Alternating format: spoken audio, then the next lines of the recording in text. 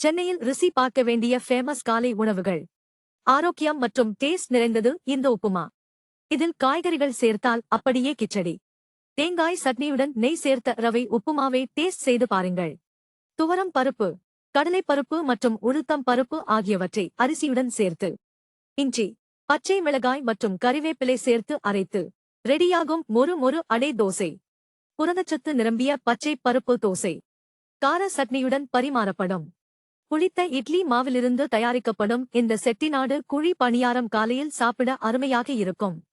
இந்த உணவை பிடிக்காது என யாராலும் சொல்ல முடியாது. டேஸ்ட் செய்தால் சாப்பிட்டுக் கொண்டே இருப்பீர்கள். கேரளாவின் பிரதான உணவான புட்டு இப்போது சென்னையிலும் காலை உணவாக பல ஹோட்டல்களில் பரிமாறப்படுகிறது. ஆப்பம், தேங்காய் பால், வடகறி சென்னையின் அடித்தூள் டிபன். சூடான மெதுவடையில் சாம்பார், வெங்காயம் தூவி சாம்பார் வடை கிடைக்கும்.